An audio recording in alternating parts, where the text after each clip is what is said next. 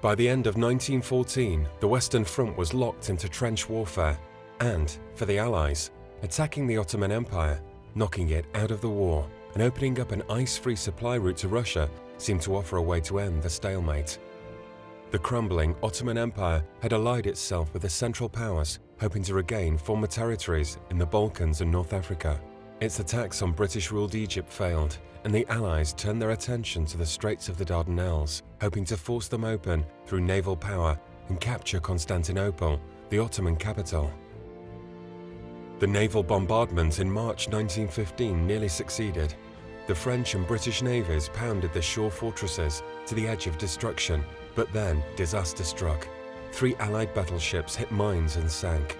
The attack was abandoned, and a land invasion of the Gallipoli Peninsula was attempted. The British invasion forces consisted of 10 divisions from the British Army, 3 divisions of Anzacs from Australia and New Zealand, an Indian infantry brigade, including Gurkha soldiers from Nepal, and the Newfoundland Regiment. Additionally, the Indian Mule Corps and the Zion Mule Corps, which was largely raised from Jewish refugees living in Alexandria, were absolutely crucial to keeping the army supplied. British troops landed at Cape Helles on the tip of the peninsula, and Anzac troops halfway down the western shore. Things went wrong almost immediately. The Anzacs were landed too far from their objective and at the base of sheer cliffs. Scaling them cost valuable time and allowed the Ottoman forces to keep them pinned against the coast.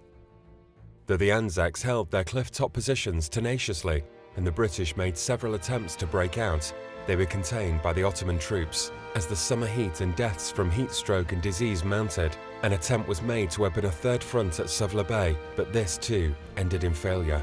When Bulgaria joined the Central Powers in October 1915, evacuation became the only option. This was the most successful operation of the campaign. The Ottomans suspected nothing, and over 35,000 troops and their equipment were re-embarked with very few casualties. 1 million men fought in the 8.5-month series of battles.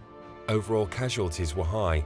The Allies lost almost 60,000 dead and 120,000 wounded, and, in spite of the bravery of the troops, with 37 VCs awarded, the knockout blow had failed, and a long campaign through Palestine and Syria had to be fought in order to defeat the Ottomans. The campaign's chief architect, Winston Churchill, became a political outcast. Yet the suffering and sacrifice had not all been for nothing. From it, the Australians and New Zealanders had developed their sense of identity, new nations that were born on the shores of the Dardanelles.